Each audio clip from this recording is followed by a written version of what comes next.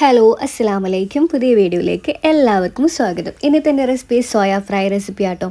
നമുക്ക് സോയാബീൻ ഇഷ്ടമല്ലെങ്കിൽ കൂടി ഈ രീതിയിൽ ഉണ്ടാക്കി നോക്കിക്കഴിഞ്ഞാൽ എന്തായാലും ഇഷ്ടമാവും. നമുക്ക് ചോറിൻ്റെ കൂടെയും നെയ്ച്ചോറിൻ്റെ കൂടെയും ദോശയുടെ കൂടെയും ചപ്പാത്തിയുടെ കൂടെയൊക്കെ ബെസ്റ്റ് കോമ്പിനേഷനാണ്. അപ്പോൾ എല്ലാവരും ഇതൊന്ന് ട്രൈ ചെയ്ത് നോക്കണം. അപ്പോൾ വീഡിയോയിലേക്ക് പോവാം.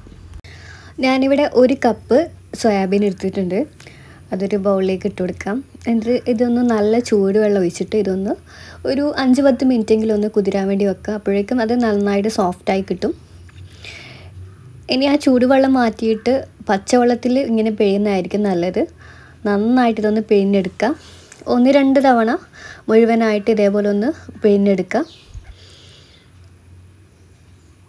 പിഴിഞ്ഞെടുത്തതിന് ശേഷം ഞാനിത് 2 പീസായിട്ട് കട്ട് ചെയ്യുന്നുണ്ട്. നമുക്ക് വേണമെങ്കിൽ മുഴുവനായിട്ടും ചേർക്കാം. ഞാനിപ്പോൾ 2 പീസായിട്ട് കട്ട് ചെയ്തിട്ടാണ് ചേർക്കുന്നത്.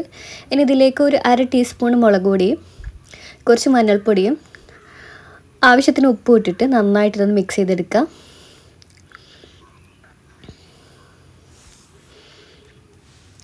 അപ്പോൾ ഞാനിത് മിക്സ് ചെയ്ത് വെച്ചിട്ടുണ്ട്.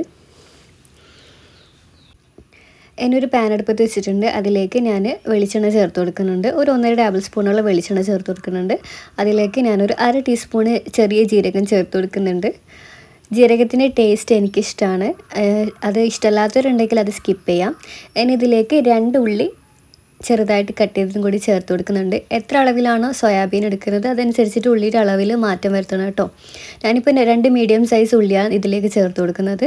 ഇതിലേക്ക് ഇഞ്ചി വെളുത്തുള്ളി പേസ്റ്റ് ചേർത്ത് കൊടുക്കാം. പുളിയൊക്കെ നന്നായി വഴഞ്ഞു വന്നിട്ടുണ്ട്. ഇതിലേക്ക് ഉപ്പും ഞാൻ ചേർത്ത് കൊടുക്കുന്നുണ്ട്. ഇനി ഒരു തക്കാളി, ഒരു വലിയ തക്കാളി ആട്ടോ ചേർത്ത് കൊടുക്കുന്നത്. അതോടെ ചേർത്തിട്ട് നന്നായിട്ട് മിക്സ് ചെയ്തെടുക്കുക.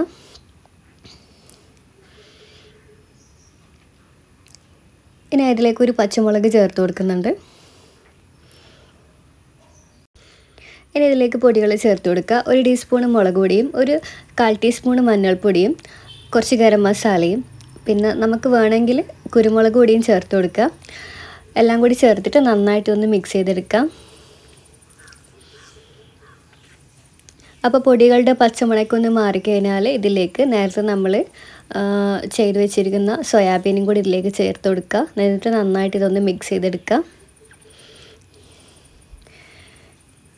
നന്നായിട്ട് മിക്സ് ആയതിന് ശേഷം ഇതിലേക്ക് ഞാനൊരു 1 കപ്പോളം നല്ല ചൂടുവെള്ളം ചേർത്ത് കൊടുക്കുന്നുണ്ട്. ഈ സമയം ഉപ്പ് നോക്കിയിട്ട് ഉപ്പ് പോരാന്നുണ്ടെങ്കിൽ ഉപ്പ് ചേർത്ത് കൊടുക്കണം. എന്നിട്ട് നന്നായിട്ട് ഇതൊന്ന് മിക്സ് ചെയ്തെടുക്കുക. നന്നായിട്ട് ഇതൊന്ന് ആ വെള്ളമൊക്കെ നന്നായിട്ടൊന്ന് വറ്റിച്ചെടുക്കണം. ഇപ്പോൾ ഇതിപ്പോൾ വെള്ളം കുറേയൊക്കെ വറ്റിയിട്ടുണ്ട്. ഇതിലും നല്ല ഡ്രൈ ആക്കി എടുക്കണം. ഈ സമയം നമുക്ക് മല്ലിയില ചേർത്ത് കൊടുക്കാം. ഞാനിത് നന്നായിട്ട് ഡ്രൈ ആക്കി എടുക്കുന്നുണ്ട്. എനിക്ക് ആ ഒരു പരുവത്തിലാണ് ഇഷ്ടം. ഇനി ഈ സമയം ഫ്ലെയിം ഓഫ് ചെയ്തവർക്ക് ഫ്ലെയിം ഓഫ് ചെയ്ത് വെക്കാം. അപ്പോൾ ഈ സോയാബീനൊക്കെ ഈ ഉള്ളിയിൽ നിന്നൊക്കെ വിട്ട് വരണം. അതാണ് ഇതിൻ്റെ ഒരു കറക്റ്റ് പരുവം.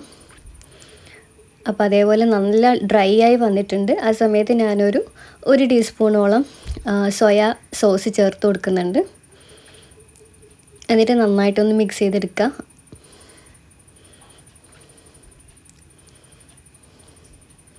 ഞാനിത് നന്നായിട്ട് ഡ്രൈ ആക്കി എടുക്കുന്നുണ്ട്. അതിൽ നമ്മൾ ഉള്ളി തക്കാളി ഇട്ടതൊന്നും മനസ്സിലാവാത്ത രീതിയിൽ സോയാബീനൊക്കെ വിട്ട് വരുന്ന പരുവത്തിൽ ഞാനിത് ഡ്രൈ ആക്കി എടുക്കുന്നുണ്ട്. അപ്പോൾ നമ്മുടെ സോയ ഡ്രൈ ഫ്രൈ ഇവിടെ റെഡി ആയിട്ടുണ്ട്. അപ്പോൾ ഞാനിതൊരു പ്ലേറ്റിലേക്ക് മാറ്റുവാണ്. വീഡിയോ ഇഷ്ടപ്പെട്ടെങ്കിൽ എന്തായാലും ഒന്ന് ലൈക്ക് ചെയ്യണം, ഷെയർ ചെയ്യണം. ഈ ഒരു രീതിയിൽ നമ്മൾ പൊതുവേ സോയാബീൻ മാത്രം എടുത്ത് ഫ്രൈ ചെയ്യുന്നതിനേക്കാൾ നല്ലത് ഈ ഒരു രീതിയിൽ ട്രൈ ചെയ്യുമ്പോഴാണ് നല്ലൊരു ടേസ്റ്റായിട്ട് എനിക്ക് തോന്നുന്നത്. അപ്പോൾ വീണ്ടും നല്ല വീഡിയോ ആയിട്ട് വരാം. അതുവരേക്കും അസ്സലാമു അലൈക്കും.